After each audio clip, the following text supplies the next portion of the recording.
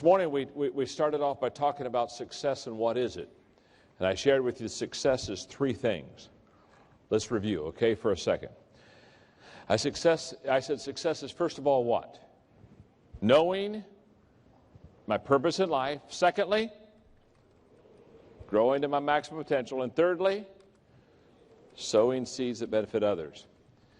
We talked about the foundation of leadership, and success is relationships, the ability to get along with people. I shared with you 2 or 3 people principles. I shared with you 2 or 3 people practices.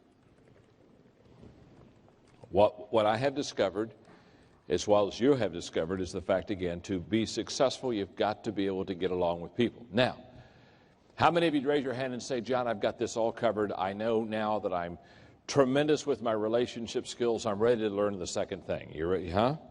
You ready? Are you ready to go to the second one, or you want me to stay on relationships a while? You all right? You've got this relationship thing down, correct? Okay. And I know when you get the book, Winning with People and 25 Ways to Win with People, I know that you're not getting it for yourself, but you're getting it for somebody who really needs that book, right? Okay? All right. Makes me feel better. All right. In this session, I would like to talk to you about equipping people. How do you and I train and develop and equip people? Now, here's why this is so important. And by the way, I had people ask me during the break about what are my best equipping books. My best equipping books are books such as The 17 Laws of Teamwork, The 17 Qualities of a Team Player, Developing the Leaders Around You. Those are books that really help you in developing a team. So let's get started. Teamwork makes the dream work.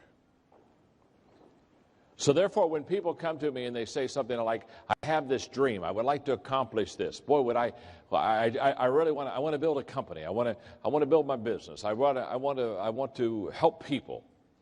Whenever they come up and they begin to talk to me about their dream, I always listen with interest because I want your dreams to come true. I want your dreams to come true, your dreams to come true. But when I ask them and I listen with interest, one of the first questions I ask them when I have an opportunity is, talk to me about the team that you have.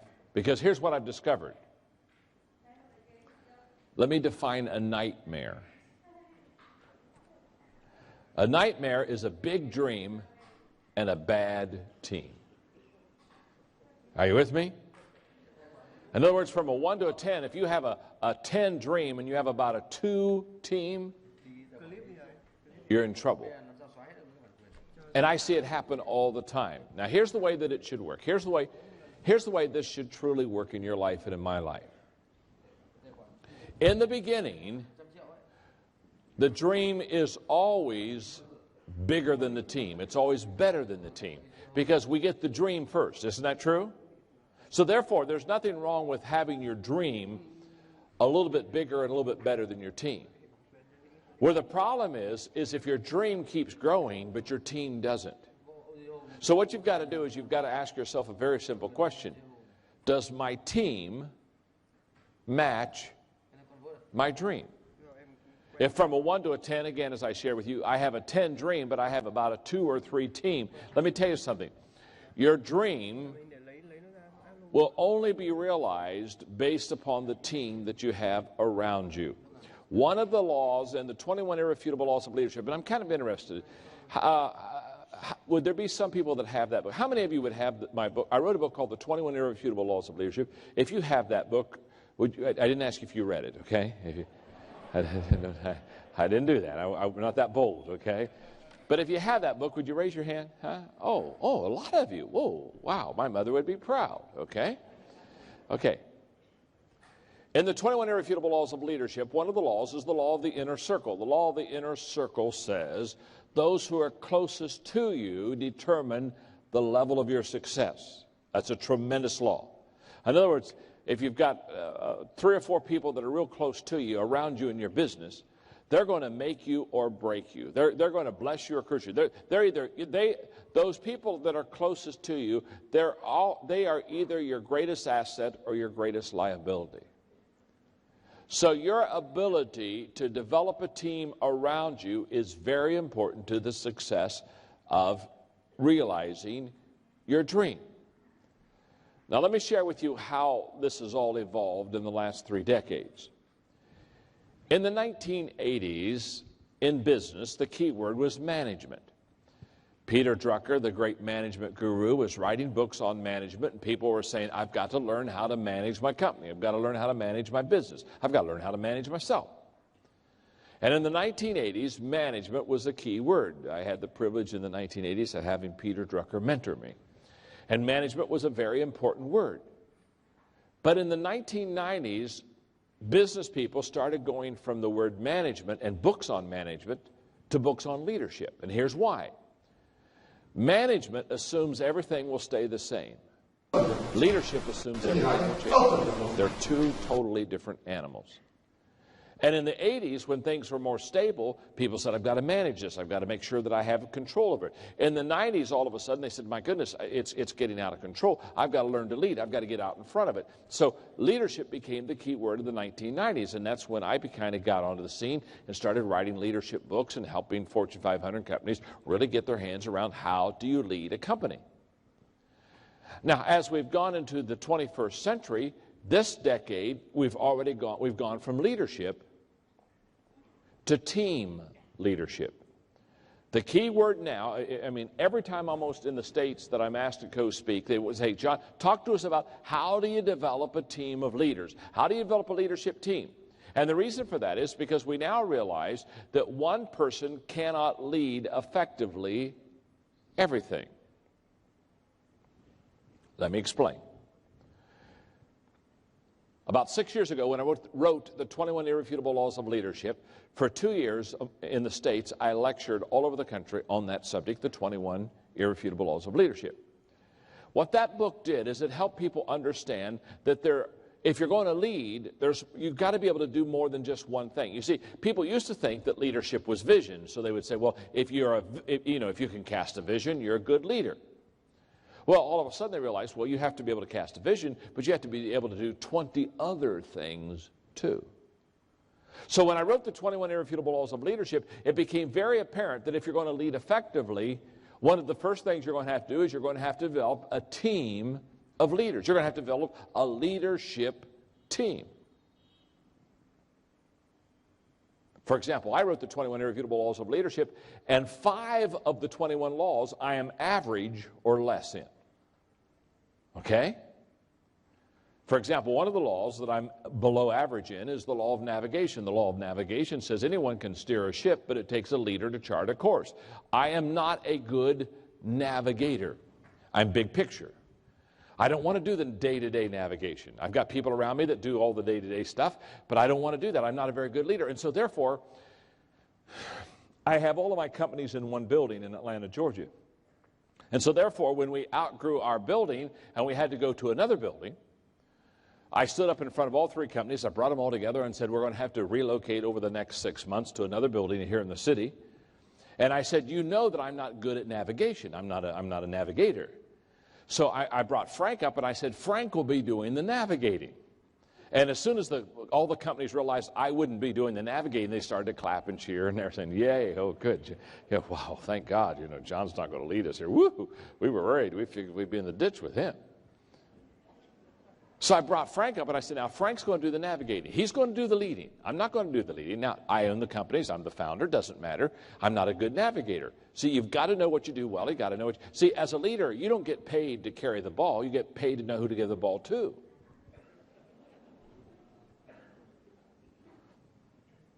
And so I said, Frank, I'm going to give you the ball. You're a better navigator. You're a 10 on navigation. I'm a 1. So Frank will be navigating. So I brought Frank up. Everybody clapped. I said, now, Frank, what that means is I'll follow you. See, leaders are not only leaders are also followers. And I said, because he's a better leader than I am in navigation, I said, Frank, I'll follow you. And I said, is there anything you want me to do in helping us in relocation? He said, yes. He said, I have one request. I said, what is it? He said, promise not to come to any of our meetings. And I raised my right hand and said, okay, I promise I won't come to any of your meetings. And everybody cheered. Oh, thank God he's not coming to the meetings. Okay, we're going to be okay. And I didn't. I didn't do anything. The day we moved into the offices, Frank picked me up in the car, took me to to our new building, and walked me in and said, "This is your office. Thank you very much." Now, why didn't I lead that effort? Because I'm not any good at that area. Now, you see, when I wrote the 21 Irrefutable Laws of Leadership, all of a sudden people began to realize you can't do all 21 things well. You're good, but you're not that good. In fact, I was speaking to 200 CEOs of companies in the States. They had this President's Day, and it was just CEOs and me. And I was talking to 200 CEOs, and one of the things I told them is, I said, you need to go back to your people and stand up in front of them and tell them the things you're not good at. And it really bothered them. You could tell there was real emotional pushback. I could tell that they don't like this, you know. And I said, you need to go back and explain your weaknesses to your people. You need to get up in front and say, I'm not any good at this. And so I'm signing books during the break, and this one CEO, he just stands right beside me. I mean, he won't go away. He just stands there, and I'm trying to sign books, and finally I looked at him. I knew he wanted to talk to me. I said, can I help you? He said, yeah, but I got to talk to you private. And so he pulls me over in the corner of the room and kind of whispers to me. He says, you know, what you said in the last session really bothered me. And you said we were supposed to go home and tell people what our weaknesses are, and I don't think you should let people know what your weaknesses are. You got to lead from strength and never let them see you blink and show your strong side. And gave me this kind of pep talk like I never heard any of this stuff. And you know what I mean? I'm listening. Okay. Finally, he's done. I put my arm around him. I said, friend, my name is John. I said, you're operating on a false assumption. He said, what's that? What's the false assumption? What's the false assumption? I said, you're assuming your people don't know your weaknesses. I said, they already know what you don't do well. They talk about it all the time. I said, the reason I ask you to go back and share with them what your weaknesses are so that it would relieve them. It would be like, oh, he knows. Oh, this is very good. We don't have to tell him. We don't have to tell him.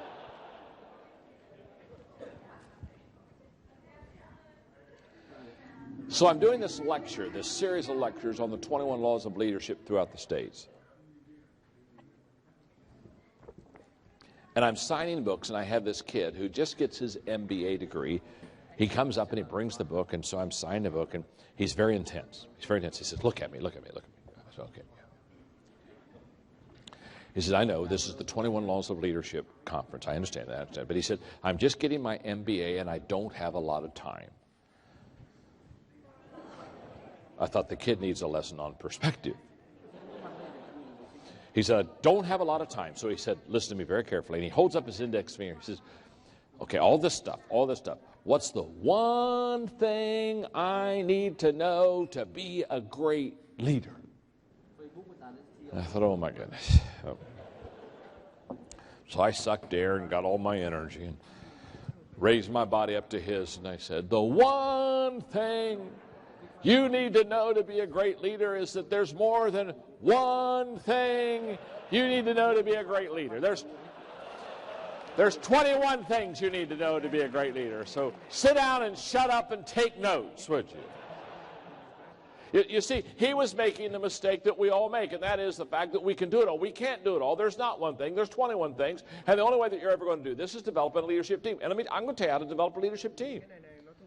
If the people on the front row, for example, were my leadership team, we would all sit down, and over a period of 21 weeks, each week we would read one law of leadership. We'd read it together. In fact, what I would do is I'd say, you get week 1, you teach week 2, you teach law 3, you teach law 4, and we just sit in a group and we teach the laws. And after we're done teaching the 21 laws of leadership, reading it and teaching it to each other and sitting around the group, then what we would do is we would all personally evaluate ourselves on the 21 laws from a 1 to a 10. So on the law of navigation, I'd say I'm a 1. And after everybody personally, after everybody personally evaluates themselves, then they get up in front of the group and they share their evaluation of themselves to the rest of the group. But the rest of the group, before they do that, evaluates each other too. So therefore, when we go around, for example, if I say I'm a 10 in the law of navigation and the rest of the group says I'm a 2, I've misread myself. Are you with me? So then what I do is everybody knows everybody's number on all the laws. So then what you do is if, for example, if it's a law of navigation, I'm a 1 and Frank's a number 10, then what we do is when we have to navigate something in our company, Frank leads. And I get into the group and I follow and do my best to follow Frank because Frank's the leader. So what we do is this is how you develop team leadership. And as I shared with you earlier, teamwork makes the dream work. Here's the key. As a leader, being successful, you've got to be able to take the vision, the dream, and you've got to be able to take it from me to we. In other words, you've got to get buy-in of the dream. One of the 21 irrefutable laws of leadership was the law of buy-in. And the law of buy-in says that people buy into the leader before they buy into the dream or to the vision. And that's very true. So you've got to have buy-in. They've got to buy into you. They've got to buy into the dream. And then you've got to share the load with the leaders. And here's why you have to share the load. This is why you've got to develop teams. This is why you've got to equip people. In the 17 laws of teamwork, one of the laws of teamwork is the law of significance. The law of significance says 1 is too small of a number to achieve greatness. The law of significance says to you and me that it's impossible on our own, by ourselves, to do something significant. Let me give you this challenge. In the history of mankind, think about it. Name one person without the help of anyone else, by himself or by herself, without anyone else's help, ever achieve something significant for mankind. I was in Joburg, South Africa, speaking to about 10,000 business leaders. And all I was doing all day long is teaching the laws of teamwork. And I looked at these 10,000 people, and I threw out that challenge in Joburg. I said, name one person by himself or by herself, without the help of anyone else, has ever done something significant for mankind. And as soon as I said it, some guy up in that balcony, it's like he was waiting for this question all his life. Some guy in the balcony, look, I said, Charles Lindbergh, he crossed the Atlantic Ocean in a plane all by himself. And I said, well, yeah, he did go across the Atlantic by himself. And everybody clapped and cheered. They thought he got one. But I said, sir, did you know that Ryan Aeronautical Engineering designed and built the plane? That's hope. It's hard to fly across the Atlantic like this. You just, after a while, you just get tired. And I said, sir, did you know that 10 millionaires financed the trip? Any other suggestions? You see, one's too small of a number to achieve greatness. In the States, I don't know if they do this in Malaysia, but in States, when somebody has been successful financially, a lot of times they like to go around and introduce themselves as a self-made man. Do they do this in Malaysia? Yeah, it comes to, well, hi, I'm a self-made man. And whenever they tell me they're a self-made man, I always look at them and say, oh, I am so sorry. Oh, I hate that. I said, what do you mean you're sorry? I said, I'm so sorry. Because you see, if you've made everything yourself, you haven't made much.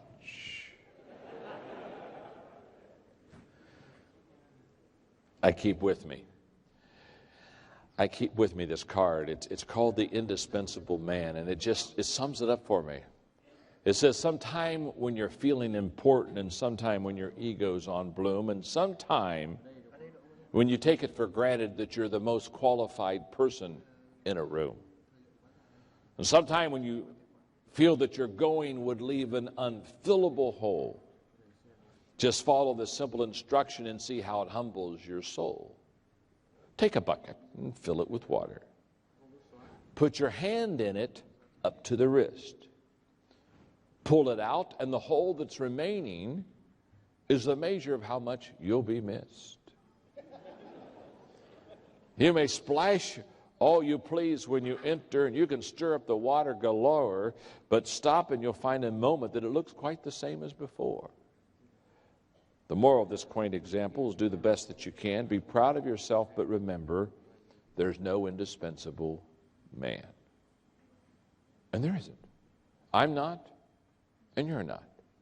So if you're going to do something significant, you've got to do it with others. You've got to develop a leadership team. You've got to develop a team around you. Let me explain it this way.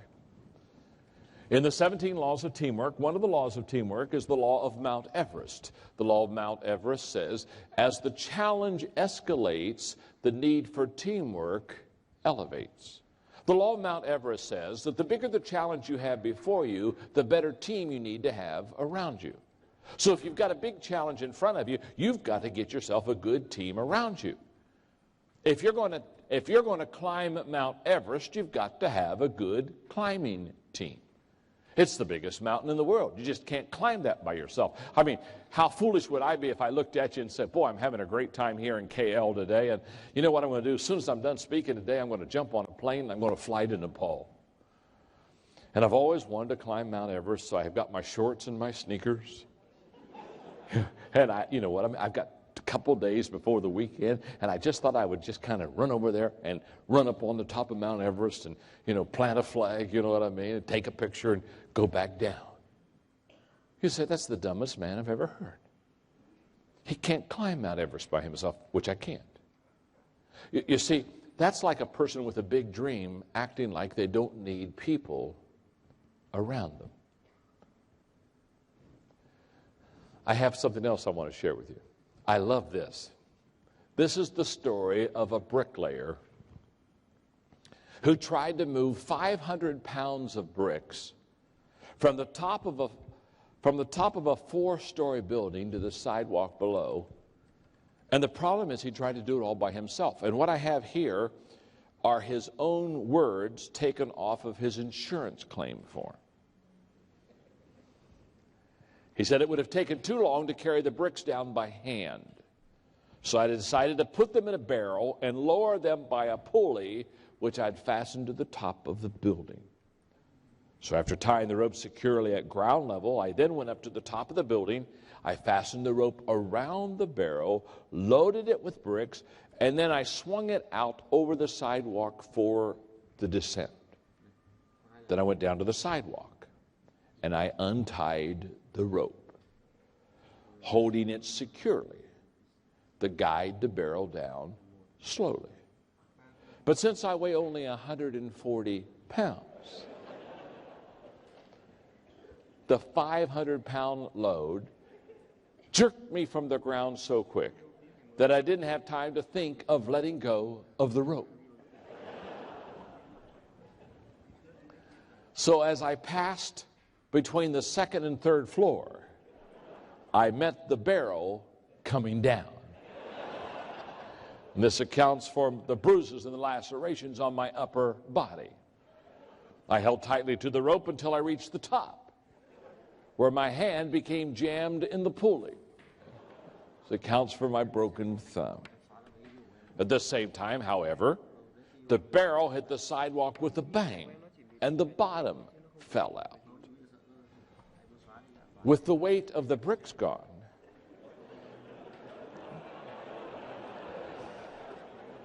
the barrel weighed only 40 pounds. Thus, my 140-pound body began a swift descent, and I met the empty barrel coming up. This accounts for my broken ankle. Slowed only slightly, I continued the descent and landed on the pile of bricks. This accounts for my sprained back and broken collarbone. Now, this next sentence is my favorite in the whole story. At this point, I lost my presence of mind completely. I'd like to debate that one. At this point, he said, I lost my presence of mind completely, and I let go of the rope. And the empty barrel came crashing down on me. This accounts for my head injuries. And as for the last question on your insurance claim form, what would you do if the same situation arose again? Please be advised, I'm finished trying to do the job all by myself. Every time I hear that funny story, I think of people who literally try to do the job all by themselves. So what I want to do is, if we're going to develop a leadership team, we have to know how to develop a leadership team. We have to know how to find and how to develop leaders. Does that make sense? So, let's go. I was doing a major conference in the States, and we were doing a Q&A period of time, and it was a Chick-fil-A. It's a major restaurant company in the States. And one of the managers of one of the restaurants raised his hand, and he said, "John, how do I develop leaders?" And when he asked me the question, how he develops leaders, I said to him, "Find potential leaders." And he sat down, and he thought about it for a moment. He stood right back, and he raised his hand again and said, "Well, how do I find potential leaders?" Because what he realized there was, when he said, "How do you develop leaders?" the greatest way to develop leaders is find potentially good leaders. But the real question is not how do you develop leaders. The question is, how do you find potentially good leaders? If you're going to develop a leadership team, how do you find the right people to put them on the right team? Or as Jim Collins would say, you gotta put the right people on the bus.